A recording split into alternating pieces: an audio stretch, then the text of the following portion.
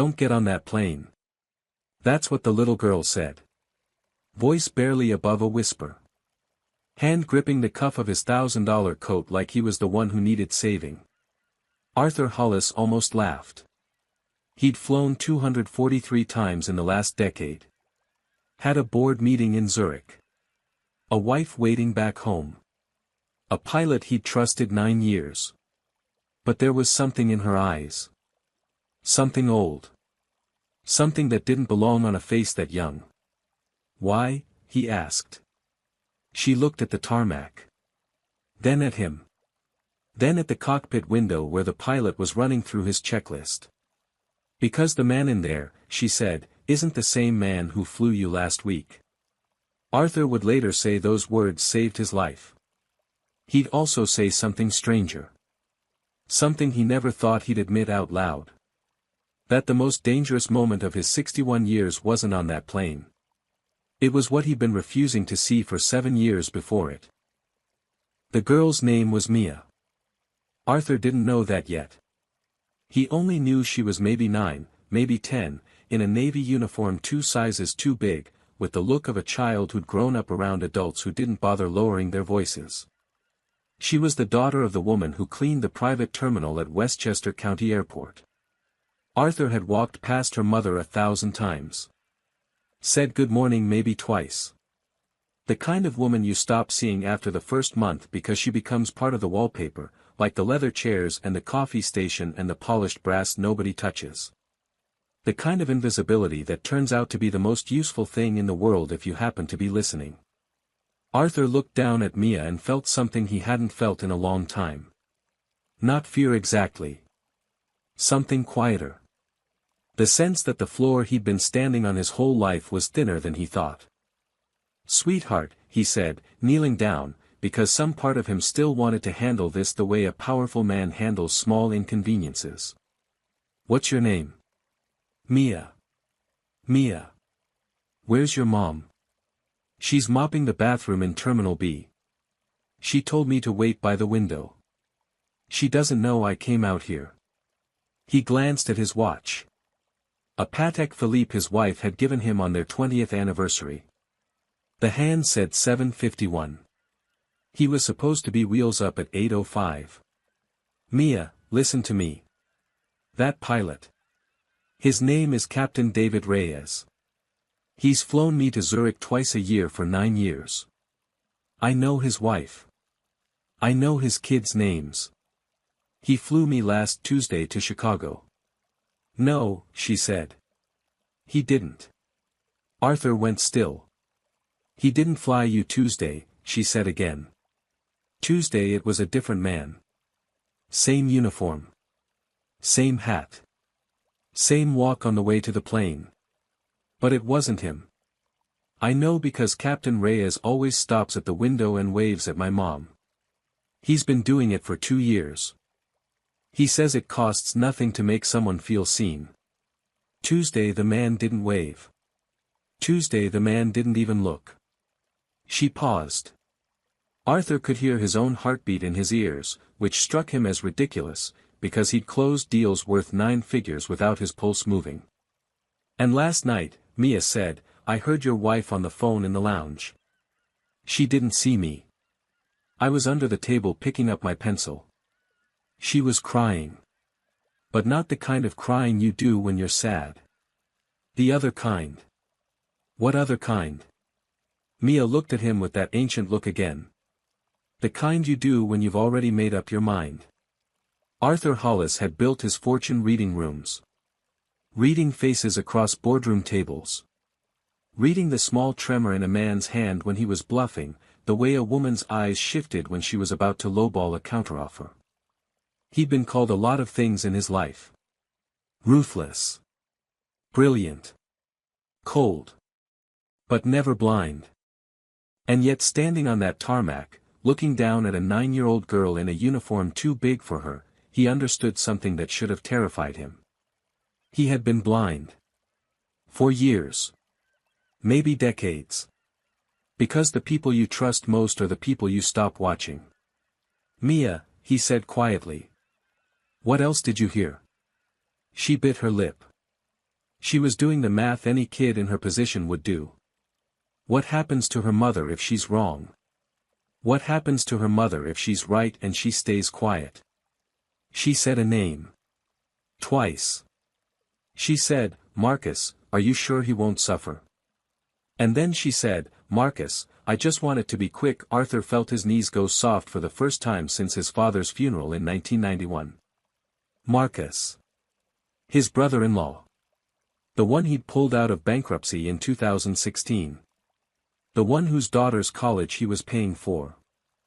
The one whose name was on 3 of his charitable foundations as a board member because his wife, Eleanor, had begged him to give Marcus something to feel proud of.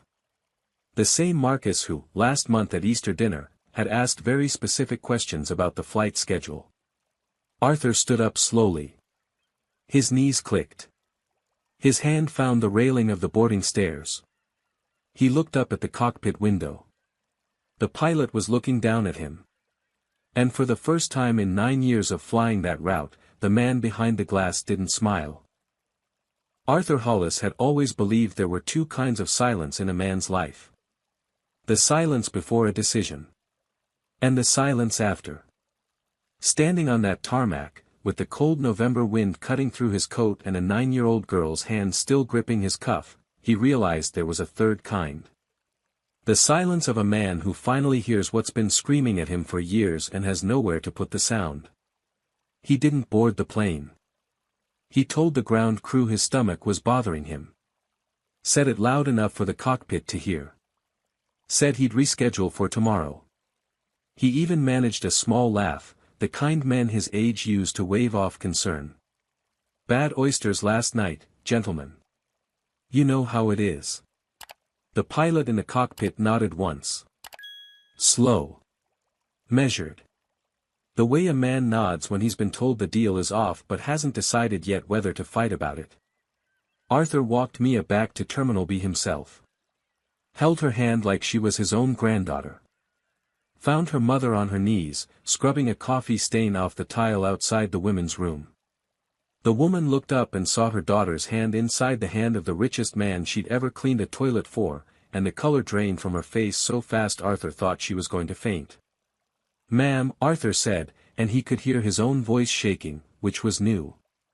"Your daughter just did something most adults in my life have never done. She told me the truth." The woman didn't understand.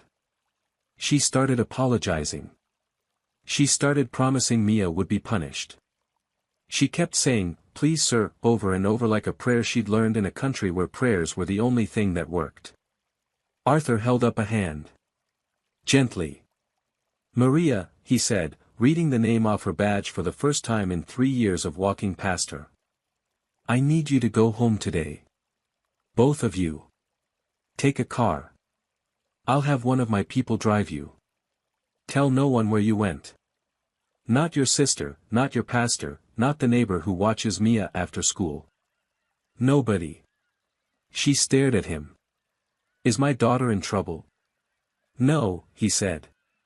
"I am. And she just got me out of it." It would be 3 weeks before Maria fully understood what he meant. It would be 3 months before Mia stopped having dreams about cockpit windows. But that morning, in a fluorescent-lit hallway that smelled like industrial lemon cleaner, Arthur Hollis pulled out his phone and made the first phone call of a different life. Not to the police. Not yet. To his oldest friend. A man named Sal DeMarco who'd done 32 years as a federal investigator before retiring to grow tomatoes in New Jersey. Sal had warned him about Eleanor in 2018. Arthur had stopped returning his calls for a year after that. Sal picked up on the second ring. "Artie. You're supposed to be in the air." "Sal. What's wrong with your voice?" "Sal, I need you. I need you today. I need you to come get me at Westchester." "What happened?" Arthur looked at Mia, who was now hiding behind her mother's leg, watching him with those eyes that didn't belong on a child. "Sal," he said, "I think my wife tried to have me killed this morning. And I think she's been planning it since the day I made her sign the prenup." There was a long silence on the other end. Not the silence of shock. The silence of a man who already knew. "I'll be there in 40 minutes, Sal said. "Don't go home. Don't call her. Don't answer if she calls." "And Artie?" "Yeah. Whoever told you. Protect them. They just became the most important person in your life." Arthur hung up. He looked down at Mia. She was holding a small notebook he hadn't noticed before. It had a unicorn on the cover. Inside were drawings, he would later learn, of every pilot who'd flown out of that terminal for the past 6 months. Names. Dates. Little notes in the corner. Smiled. Waved. Didn't wave. Had a different watch. Walked funny today. A 9-year-old's intelligence operation, run out of a custodian's break room, fueled by chocolate milk and the kind of attention that wealthy men paid millions of dollars to consultants to replicate, and never quite managed. Arthur Hollis had spent 40 years building a life where nothing escaped his notice. And he hadn't noticed his own wife rehearsing his funeral. He hadn't noticed that the last time Eleanor had kissed him on the mouth was 8 months ago, on his birthday, in front of her sister, who had been recording for Instagram. He hadn't noticed that the prescription bottles in her medicine cabinet had stopped being hers somewhere around April. He hadn't noticed that the dog had stopped greeting him at the door. You can build an empire and lose a marriage in the same decade and not know which one was actually killing you until a child in a hallway tells you the truth. Arthur sat down on a plastic chair in Terminal B. The kind of chair he'd never sat in. The kind reserved for people whose flights had been delayed and who couldn't afford the lounge. He pulled out a handkerchief. He wiped his face. He realized he'd been crying without knowing it, which was a sensation he hadn't experienced since the day his son was born in 1983. He looked at his watch again. 8:17. The plane was taxiing out without him. Through the window he watched it lift off into the gray morning sky, banking east, climbing into clouds that swallowed it whole. 22 minutes later, that plane went down over the Atlantic. Mechanical failure, the official report would say. Arthur Hollis would never read that report. He'd be too busy reading something else. The thing nobody tells you about surviving your own murder is how ordinary the next hour feels. Arthur sat in Sal's pickup truck on the side of a service road behind the airport, drinking coffee from a gas station styrofoam cup, watching emergency vehicles tear past with their lights on. Sal had the police scanner running low under the radio. They were both listening to the same words come through in clipped, professional voices. Beechcraft King Air. Tail number November 22 Charlie Hollis. Lost contact. Last known position 14 miles southeast of Montauk. Sal didn't say anything. He just kept driving. His hands at 10 and 2 like a man who'd been taught that way in 1971 and never seen a reason to update the technique. Arthur stared at the dashboard. The plastic was cracked. There was a coffee ring on it that had probably been there since the Clinton administration. He thought about the leather interior of his own car. The wife who'd ordered the leather. The way she'd insisted on butterscotch instead of black because it made the cabin feel warmer. "Sal," he said. "Yeah. She's going to call any minute." "I know. What do I say?" Sal pulled into the parking lot of a diner just over the Connecticut line. He killed the engine. He turned to look at Arthur for the first time since picking him up. "You don't say anything, Artie. You don't pick up. You let her find out from the news, the way she planned to. You watch what she does in the next 6 hours. Because what she does next is going to tell you everything you need to know about whether this was her idea or whether somebody talked her into it. And that matters. For court. For your kids. For you." Arthur nodded. He didn't trust his voice. His phone was face down on his thigh. It had been buzzing on and off for 20 minutes. He hadn't looked at it once. He couldn't decide if that was strength or cowardice. Inside the diner, Sal ordered them both eggs and bacon and coffee. Arthur looked at the menu and realized he couldn't read it. The letters were there. His eyes were working. But something between his eyes and his brain had stopped processing. He'd read the word omelette 4 times before he understood what it meant. This is what shock looks like in a man who's never been allowed to have any. It looks like a 61-year-old in a custom Brioni suit, sitting in a vinyl booth that has duct tape on the seam, unable to read a laminated menu. Sal ordered for him. "Eat slow," Sal said. "You're going to throw up if you eat fast."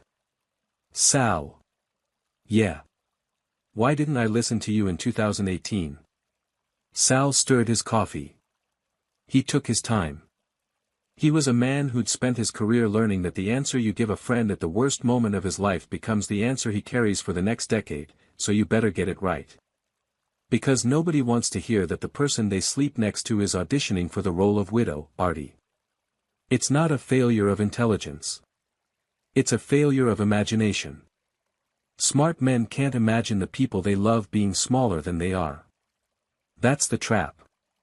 That's the whole trap." Arthur put his fork down. "Tell me what you knew." Sal exhaled. He looked out the window. 2 old men in a diner. One of them already a ghost as far as the world was concerned. "I knew she'd met with a divorce attorney in 2017. Quietly. Never filed.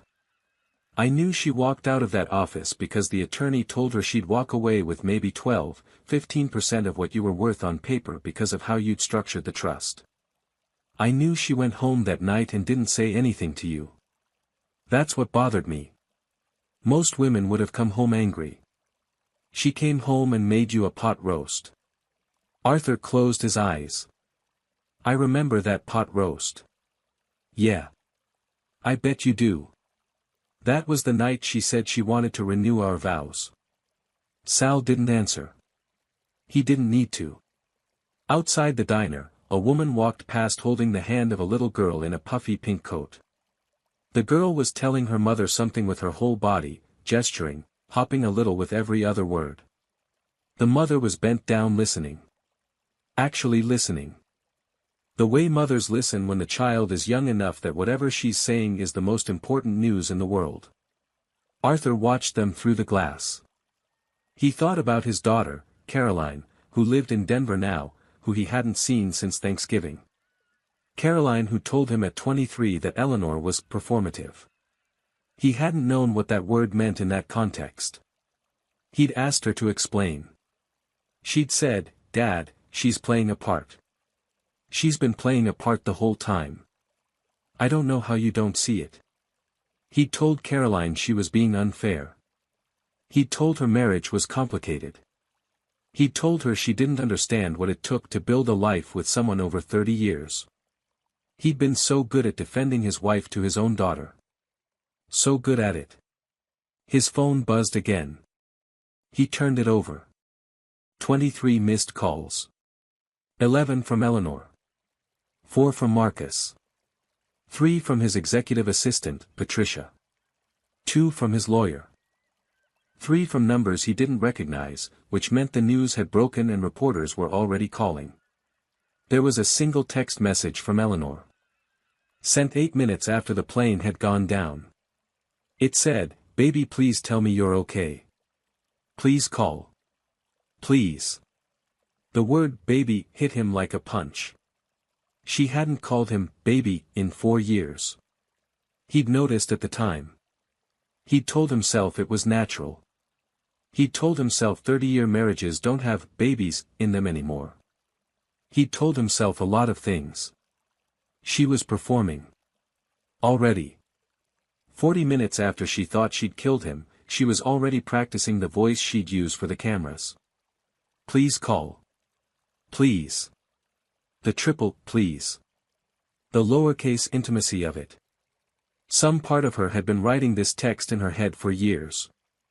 Arthur set the phone down. He looked across the table at his oldest friend. Sal. "Yeah, Artie, I want to give her enough rope." Sal nodded slowly. "How much rope?" Arthur picked up his fork. He took a bite of eggs. They tasted like cardboard, but he chewed and swallowed because he understood now that he was going to need his strength. "Enough rope," he said, "that when this is over, my daughter never has to ask me again how I didn't see it." They drove to a motel off Route 7 in Danbury. The kind of place that takes cash and doesn't ask for ID if you don't make eye contact. Sal had been there before. Arthur didn't ask why. The room had 2 double beds and a television bolted to a particle board dresser. The carpet had a stain near the door that looked like coffee but probably wasn't. Arthur sat on the edge of the bed nearest the window and watched Sal set up 2 laptops on the desk. "What are those?" "One's mine. One's yours. Burner laptops. Bought them in cash last year for a different thing. Don't worry about it. You've been ready for this." Sal didn't look up. "I've been ready for something, Artie. Not this exactly. Just something." The television was on with the sound off. CNN had it already. Private plane carrying billionaire industrialist feared down off Long Island coast. They were using a photo of him from a Forbes cover, the one from 2019 where he was standing in front of a turbine at the Pittsburgh plant. He looked younger in the photo. Not because of his face. Because of his eyes. The man in that photo still believed in the woman waiting for him at home. Arthur turned away from the screen. "Sal. Mia. What about her? Where is she right now?" Sal pulled out his phone. Made a call. Spoke for 30 seconds in the low murmur of a man who'd given orders his whole adult life. Hung up. "She's at a Holiday Inn in White Plains with her mother. My niece is sitting with them. They have food. They have cable. The mother knows nothing yet except that you asked her to lay low and you're paying her for the day. Mia knows something happened but she doesn't know what. She's drawing in her notebook." "What's she drawing?" Sal almost smiled. "My niece said she's drawing the motel room. Every detail.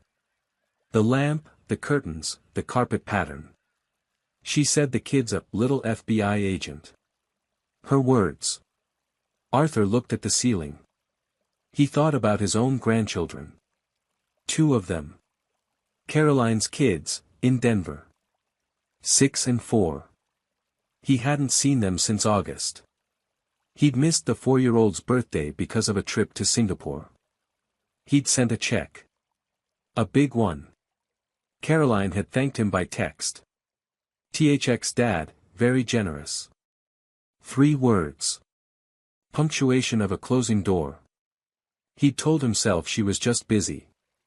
He'd told himself she was raising 2 small children and didn't have time for long phone calls. He'd told himself a lot of things. That was the phrase that kept coming back to him in that motel room. "I'd told myself." Over and over. Like a man taking inventory of every lie he'd ever signed off on, every story he'd accepted from himself just to keep moving. He'd told himself Eleanor was happy because she said she was. He'd told himself Caroline was distant because she was busy. He'd told himself Marcus was grateful because he sent thank you cards at Christmas. He'd told himself his life was full because his calendar was.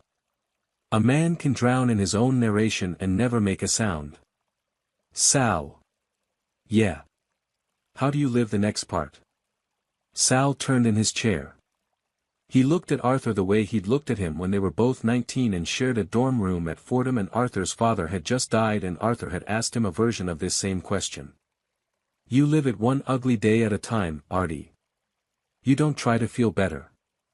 You don't try to be wise. You don't try to forgive anybody on a schedule. You let it be ugly. You let it be small. You let yourself be a man who didn't see what he should have seen, and you stop punishing yourself for being human. And then one morning, maybe a year from now, maybe 2, you wake up and you notice you slept through the night. And that's the beginning." Arthur nodded. He didn't believe him. But he nodded. By 2 p.m., the Coast Guard had recovered debris. By 3 p.m., they were calling it presumed loss of life. By 4 p.m., Eleanor had given her first statement, on the front lawn of their house in Greenwich, wearing a black coat she hadn't owned that morning. She must have had it ready. She must have had it in a closet somewhere, in a garment bag, waiting. That was the detail Sal pointed out, sitting beside Arthur on the bed, watching the muted footage. Look at the coat, Artie, look at the cut. That coat is brand new. That coat has been waiting in a closet. Eleanor was crying. She was crying the way Arthur had seen her cry at her father's funeral in 2004. He remembered thinking then that she was the bravest woman he'd ever met, holding it together for her mother, for her sister, dabbing her eyes only when the cameras swung her way. He realized now, watching the screen, that he'd been watching a rehearsal. She'd been rehearsing for 2004. She'd been rehearsing for this. Some women cry. Some women perform crying. Arthur had spent 31 years unable to tell the difference because he'd never wanted to know. Marcus was standing behind her. One hand on her shoulder. Not the hand of a brother. The hand of a man who was waiting for the cameras to turn off so he could put his arms somewhere else. Arthur watched Marcus's face in the background. The mouth was sad. The eyes weren't. The eyes were doing math. That was when Arthur understood that this had never been about the money. The money was the reason. But it wasn't the cause. The cause was something older. Something that had been growing in his own house, in his own bed, for years, while he was on planes. While he was closing deals in Zurich and Singapore and Sao Paulo. While he was being a great man in every city in the world except the one his wife lived in. He'd been an excellent provider. He'd been a terrible witness. And somewhere along the way, the woman he'd married had decided that the only way to finally be seen was to make sure he stopped existing. Arthur stood up. He walked to the window. He pulled the curtain back 2 inches. Outside, in the motel parking lot, a man was loading a child's seat into the back of a minivan. The child was already in his arms, asleep, head on his shoulder. The man kissed the top of the child's head before he buckled her in. It took Arthur a full minute to understand why he couldn't stop watching. It was because he had never done that. Not once. Not with Caroline. Not with his son. He had been at the office. He had been on a plane. He had been at a board meeting. He had been somewhere important. He had built a fortune for his family by being absent from his family. And his family, in his absence, had become a stranger he'd been sleeping next to for 31 years. He let the curtain fall. Sal. Yeah. I want to disappear. For real. For a week. Maybe 2. I want her to bury me. I want her to read the will. I want her to start spending the money. I want to see exactly who she becomes when she thinks she's won. Sal looked at him for a long time. Artie. That's a hard thing to come back from. Even after. Even if you win the case. Your kids are going to read about you in the news being dead. Caroline is going to find out from a reporter. No, Arthur said. Caroline's going to find out from me. Tonight. On that burner laptop. Face to face. She's the only person on earth besides you and Mia who's going to know I'm alive. Sal nodded slowly. And your son? Arthur was quiet for a long moment. My son hasn't spoken to me in 2 years, Sal. He'll find out when the world finds out. And he'll grieve me for however long he grieves me. And when I come back, he'll have to decide what to do with the fact that I let him grieve. That's the price I'm paying for being the father I was. He sat back down on the bed. I want to know what kind of man I really am, Sal. Not the man on the Forbes cover. The man who's left when you take the company away and the wife away and the calendar away. I want to meet him. I'm 61 years old and I've never met him. Sal got up. He walked to the mini fridge. He pulled out 2 small bottles of bourbon, the kind they put in motel rooms for men whose marriages are ending. He cracked them both open. He handed one to Arthur. To the man you haven't met yet. Arthur clinked the little bottle against Sal's. To the man I haven't met yet. Outside, the November sun was going down behind a Cumberland Farms sign across the highway. The light was the color of old brass. Somewhere, his wife was on her second television appearance of the day. Somewhere, his daughter was about to get a phone call that would change her father's place in her life forever. Somewhere, a 9-year-old girl in a Holiday Inn was drawing a lamp with a crooked shade and 3 burn marks on the base. And somewhere inside Arthur Hollis, in a room he'd kept locked since he was about 12 years old, a light was starting to come on. He called Caroline at 9:14 that night. The video came through on the burner laptop. She picked up on the second ring. He saw her face before she saw his. She'd been crying. Not the performed crying. The other kind. The kind that hollows out a 38-year-old woman until she looks like a child again. Dad? That one word. It took everything he had not to break in front of her. Caroline. Listen to me. I'm alive. I'm alive, sweetheart. I'm safe. Her face went through 4 different shapes in 3 seconds. Disbelief. Rage. Relief.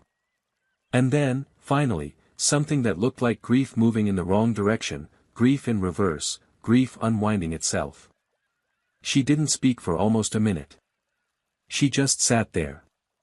Her hand over her mouth. Her eyes wide and wet and locked on his. You're alive. I'm alive. Where are you? I can't say. Not on this call. I'll tell you when this is over. Dad. Yeah, sweetheart. It was her, wasn't it? He nodded. He didn't trust himself to say it out loud yet. Caroline closed her eyes. Tears ran down the sides of her nose. She didn't wipe them. She just sat there with her eyes closed, breathing the way she'd breathed as a little girl when she was trying not to throw up. I knew, she whispered. Dad, I knew. I've known for years. I didn't have proof. I just had a feeling. And every time I tried to tell you, you'd defend her. And I'd go home and tell Michael, my own father thinks I'm crazy, and Michael would say give it time, and we'd give it time, and nothing changed. I know. You don't know.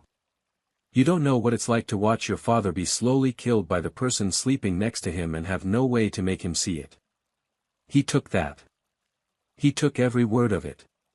He sat there in a motel room in Connecticut while his daughter said the thing she'd needed to say to him for 10 years, and he didn't defend himself, didn't explain, didn't soften any of it.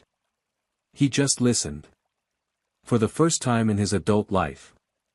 When she was done, she was crying so hard her shoulders were shaking. He waited. He let her cry. He understood now, sitting there at a particle board desk in a $49 room, that he had spent 31 years interrupting his own daughter's grief to manage his own discomfort.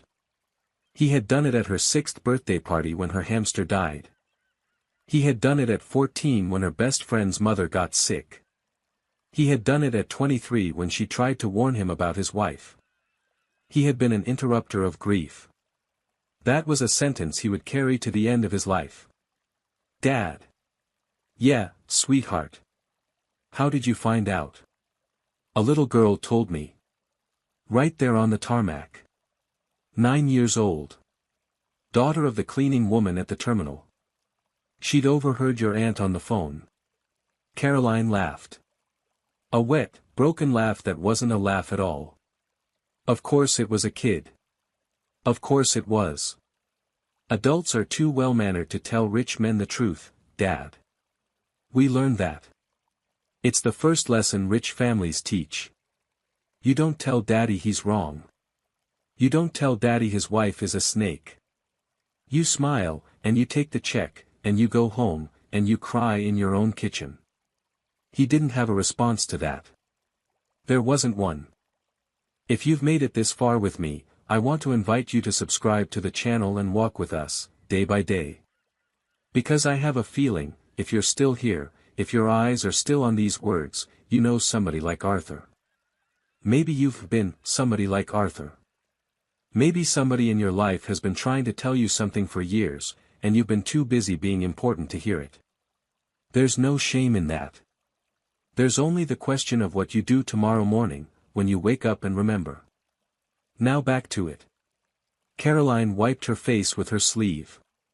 She looked like she was 12 years old. He'd forgotten she had that face.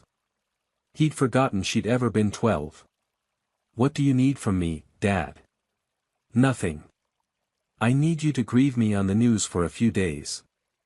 I need you to not tell Michael. Not yet. Not because I don't trust him. Because you can't pretend the way I'm asking you to pretend if anybody's watching you do it. I need you to be a daughter whose father just died. Out there in public. And in here, with me, 3 times a day on this laptop, you get to be a daughter whose father just came back to her. She nodded slowly. And the boys? The boys are too young to act, Caroline. You tell them whatever you need to tell them. You're their mother. You know better than I ever did. She looked at him for a long time. Dad. Yeah. This is the most honest you've ever been with me. I know. It took your wife trying to kill you to get here. I know. That's the saddest thing I've ever heard you say. He nodded. He couldn't speak. She closed her eyes again. When she opened them, something had shifted. He could see it. Some calculation she'd been carrying her whole life had just resolved itself. Dad. Listen to me. When you come back. When all of this is over. I don't want a bigger check. I don't want a trust adjustment. I don't want a place on a board. I want you to come to Denver. I want you to sleep in our guest room. I want you to learn how to make pancakes with Emma on a Saturday morning. I want you to take Henry to the park. I want 1 full week of you in my life with no phone, no plane, no driver. And then we'll see. He nodded. He couldn't speak. Dad. Yeah. Say it. Say you'll come. I'll come. A full week. A full week. Pancakes. Pancakes. She laughed again. A real laugh this time. Small. A little crooked. But real. Okay, Dad. Okay. I'll be your widow for a while. I'm not going to like it. But I'll do it. After he hung up, Arthur sat in the dark for a long time. Sal had gone out for sandwiches. The motel room was quiet except for the hum of the heater and the distant sound of a truck downshifting on the highway. He thought about all the calls he'd taken in his life. The deals. The mergers. The condolences. The congratulations. The boardroom calls at 3 in the morning from Tokyo. The calls that had made him rich. The calls that had made him important. None of them had ever made him this tired. Or this awake. He understood now, sitting in the dark of a motel he wouldn't remember the name of by Christmas, that he had spent 40 years building a life he wasn't living in. And it was going to take everything he had left to move in. The funeral was on a Thursday. Eleanor wore black again. A different coat this time. Floor length. Italian wool. She'd cried in 3 networks worth of cameras by then, and the country had decided, by some quiet consensus, that she was handling it with grace. There were op-eds. There were tributes. There was a piece in the Times Sunday section about the widow of the industrialist, the woman who'd stood beside him for 31 years, the woman who'd lost not just a husband but, as she put it in one of the interviews, my best friend, my partner, my reason to come home. Arthur watched it on a laptop in a borrowed cabin in the Adirondacks. Sal had a cousin who hunted up there. The cousin had been told nothing. Just, some old friend needs a place to disappear for a couple weeks. The cabin had no television and no internet, but the burner laptops worked on a hotspot, and that was enough. Arthur watched his own funeral the way a man watches a movie he's already seen. He knew the lines. He knew the music. He'd lived inside the marriage long enough to recognize the score. The thing that surprised him wasn't her performance. The thing that surprised him was the empty pew where his son should have been. His son, Daniel. 36 years old. A poet in Portland. The boy he'd called soft his whole life. The boy he'd told, at 16, "You can't make a living writing poems, son." The boy who'd written him a letter at 19 that began with the words, "Dad, I think you've never actually looked at me," and Arthur had read 3 sentences of it and folded it up and put it in a drawer and never finished it. That letter was still in the drawer of his desk at the office. He'd thought about it maybe 4 times in 17 years. Daniel had not flown out for the funeral. Eleanor had told the cameras, with a small dignified sadness, that Daniel is grieving in his own way. "We're respecting that." Arthur read between the lines. Daniel had not flown out because Daniel had not been willing to perform for his stepmother. Daniel had decided, somewhere in his 30s, that he wasn't going to put on a suit for a woman he didn't love so the cameras could approve of the family. Arthur sat in the cabin and understood that his son, the poet, the soft one, the one he'd been quietly ashamed of for 20 years, was the only person in his bloodline who had refused to fake anything. He pulled out the burner. He wrote a draft of an email. He didn't send it. He couldn't send it. Daniel thought he was dead. But he wrote it. And he saved it. And he labeled the file, "For when I come back." The email was 4 sentences long. "Daniel. I read 3 sentences of your letter in 1996. I'm 61 years old and I'm finally going to read the rest of it. I'm sorry it took this long. Your father." He closed the laptop. He sat in front of the wood stove for a long time and watched the fire move. By the second week, Eleanor had started spending. Sal's people were tracking it.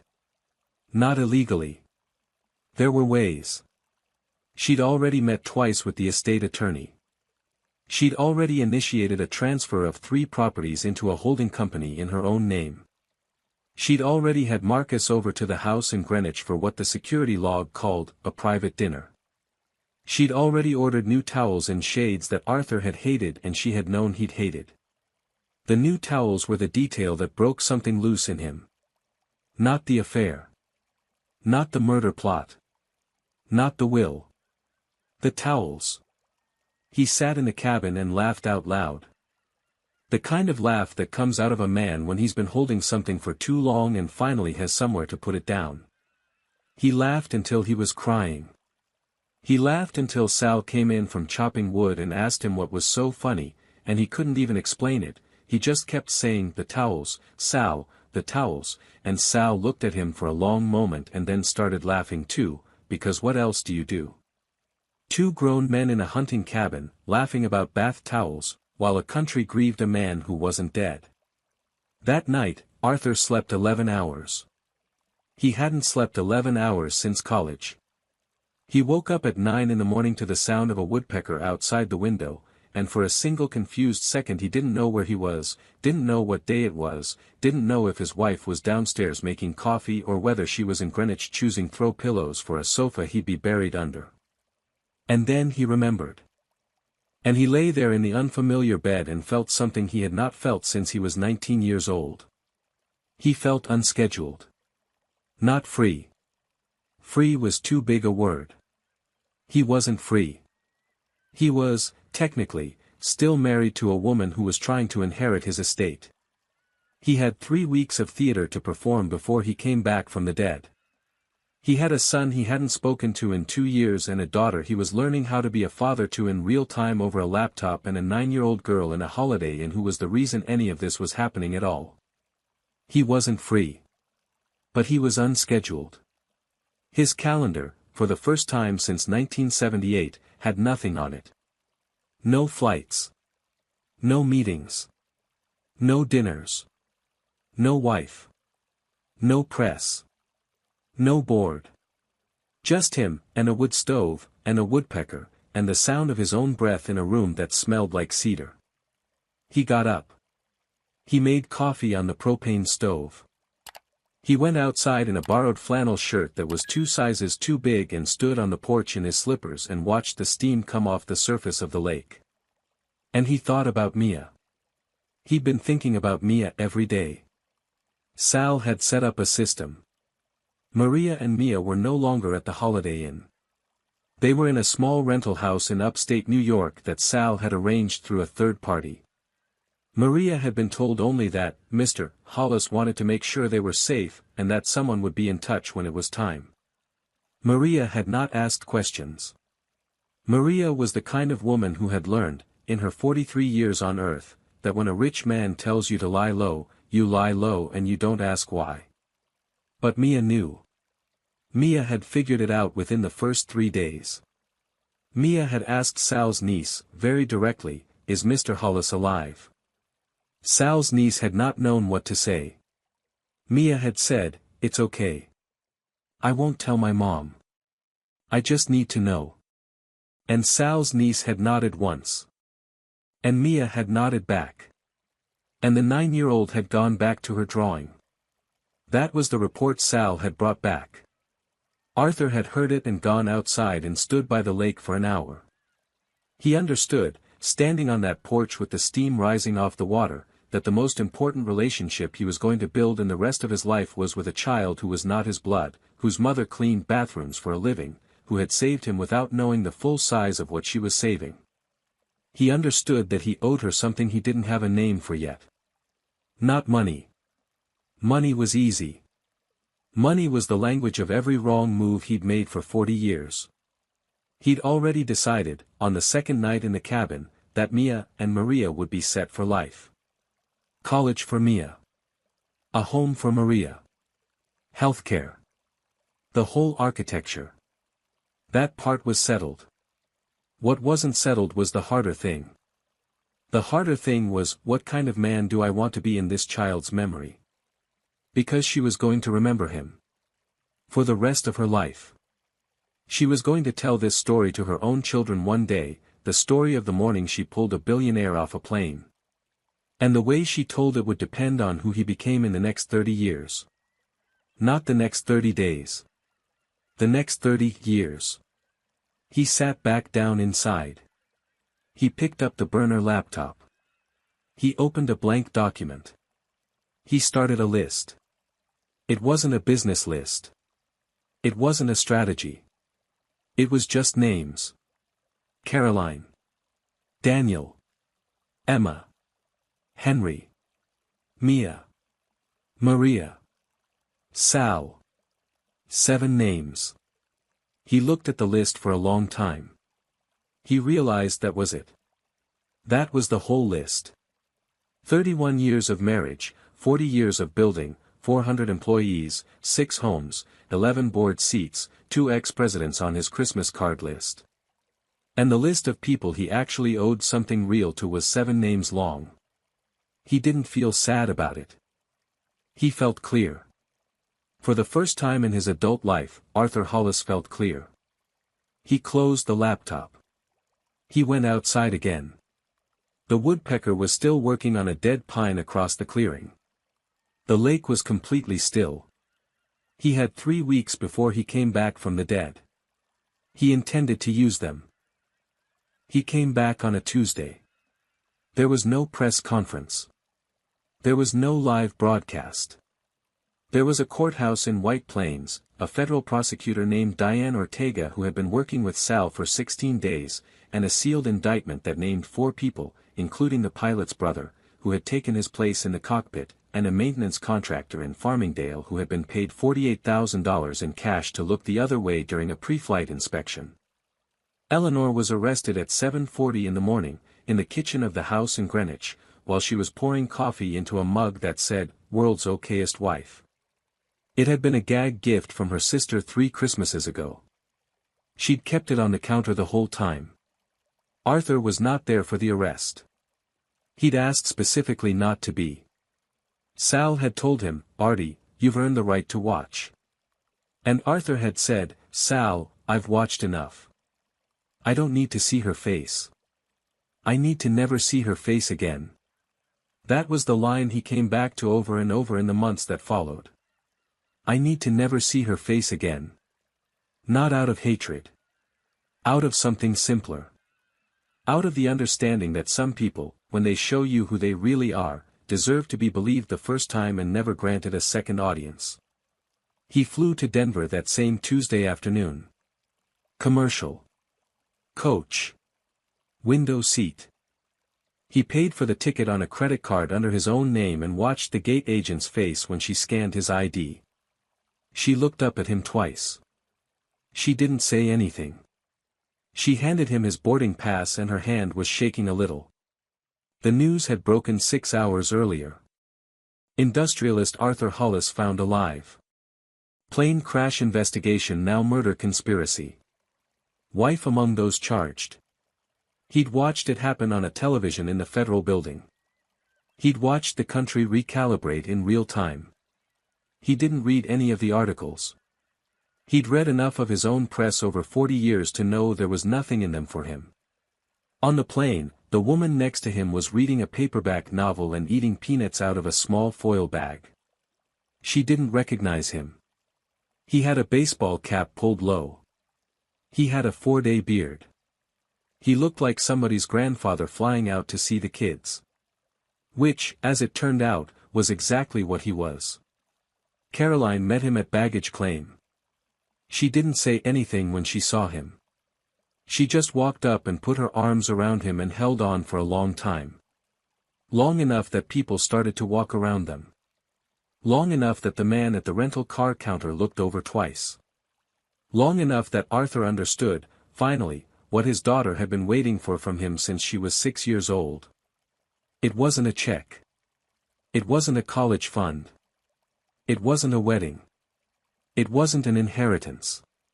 It was an arrival. She drove him home. Michael was at the house. Michael shook his hand, awkwardly, the way a son-in-law shakes the hand of a father-in-law who's just been resurrected from a federal scandal. Michael said, "Welcome, Arthur," and Arthur said, "Thank you, son." And Michael's face did something Arthur had never seen it do before. It softened. Because Arthur had never called him son before. Not once in 12 years of marriage to his daughter. The grandchildren came down the stairs in pajamas. Emma, 6. Henry, 4. They had been told that Grandpa was on a long trip and now he's home. That was all. Caroline had decided, after consultation with a child psychologist, that the truth could come later, in pieces, as they grew into the size of it. Emma walked up to him with the seriousness of a 6-year-old running customs. "You were gone a long time." "I was." "Why?" He knelt down. "Because I was being a kind of grandfather you don't need. And I needed to stop." She looked at him. She thought about that. "Are you going to be a different kind now?" "I'm going to try." She nodded once. Then she handed him a stuffed rabbit and said, "This is Mr. Pickles, you can sleep with him tonight because the guest room is scary." He took Mr. Pickles. He did not let go of Mr. Pickles for the next 9 days. On the 4th morning he made pancakes with Emma. He burned the first 3. She told him, very seriously, that he needed to watch for the bubbles. He watched for the bubbles. The 4th pancake came out perfect. She said, "See, Grandpa, you can learn." He cried in the kitchen while flipping a pancake. He didn't let her see. Or maybe he did. Maybe she saw, and she decided to let him have it, the way 6-year-olds sometimes let the adults around them have the moments they need. He called Daniel from Caroline's guest room on the 7th night. It rang 4 times. Arthur had decided in advance that if it went to voicemail he would not leave a message. He would call back the next day. And the next. And the next. For as many days as it took. Daniel picked up on the 5th ring. "Dad." "Daniel." There was a long silence. "I read your letter," Arthur said. "I read the whole thing this time." I read it 3 times. Daniel didn't speak. You were right. About all of it. You were 19 and you were right and I was 44 and I was wrong and I let you carry that for 17 years. I'm not asking you to forgive me. I'm telling you I read it. I'm telling you I'm sorry. And I'm telling you that I'm going to be on a flight to Portland next Tuesday if you'll have coffee with me. And if you won't, I'll be on a flight the Tuesday after that. And the Tuesday after that. Until you tell me to stop. He could hear his son breathing on the other end. Dad. Yeah. Just come Tuesday. He hung up the phone and sat on the edge of the guest bed in his daughter's house in Denver and he held Mr. Pickles in his lap and he understood that this was, very possibly, the first night of the rest of his actual life. 6 months later, on a Saturday in May, he was sitting on a bench at a park in upstate New York. There was a softball game happening on the field in front of him. 10-year-old girls. Yellow jerseys against blue jerseys. The blue jerseys were losing. Number 11 on the blue team was up to bat. She was small for her age. She wore her cap pulled low. She had a notebook in her back pocket that she carried even at bat, even on the field, even in her sleep. Her mother sat 2 benches down from Arthur, watching her daughter with the kind of attention that does not bend or break or wander. Mia struck out swinging. She walked back to the dugout. She didn't cry. She didn't sulk. She sat down on the bench and pulled out the notebook and wrote something in it. Arthur could see her from where he sat. She wrote for about 20 seconds. Then she put the notebook back. Then she looked up. She saw him. She didn't wave. She didn't smile. She just nodded once, the same nod she'd given Sal's niece in a holiday in 6 months earlier. A nod that said, I see you. I know you're here. We don't have to make a thing of it. He nodded back. That was their entire exchange. And it was enough. After the game, he walked over to Maria. She had stopped working at the airport 4 months ago. She was taking nursing classes at the community college. Mia was in a school district that had a chess club and a robotics team and a library with 2 librarians. There was a trust. There were arrangements. There were no strings on any of it, because Arthur had decided, somewhere in a cabin in the Adirondacks, that the moment you put strings on a gift you've turned it back into a transaction, and he had transacted enough for 1 lifetime. Maria handed him a paper cup of bad coffee from the snack stand. She missed her swing, Maria said. She'll get the next one. She doesn't get upset. No, Arthur said. She doesn't. Maria looked at him. Mr. Hollis. Arthur. Arthur. Can I ask you something? Anything. Why do you come to every game? He thought about it. He thought about it for a long time. He watched Mia across the field, sitting on the dugout bench, untying and readying her cleats. He watched a little girl who had saved his life with 1 whispered sentence on a tarmac in November. He watched a child who had become the closest thing he had to a teacher in 62 years on Earth. He turned to Maria. Because she taught me what attention looks like, he said. And I'm 62 years old and I'm just learning. And the only way to learn it is to practice. Maria looked at him for a long moment. Then she nodded. She didn't say anything else. She didn't need to. They sat on the bench, 2 strangers who weren't strangers anymore, and watched a softball game in May, and the blue team lost by 4 runs, and nobody minded, and the sun went down behind the bleachers the color of old brass. If this story moved something in you tonight, share it with 5 people who need to hear it. Leave a comment and tell me about the person in your life who tried to tell you something a long time ago, the one you didn't listen to. It doesn't have to be a big story. The small ones are the ones that change us. And subscribe to the channel, because next week I'm going to tell you about a man who walked away from a 40-year career on a Tuesday morning, sat down on a park bench, and met the person he should have been the whole time. His name was Henry. And he didn't say a word for the first 6 months. You'll want to hear what he said when he finally did.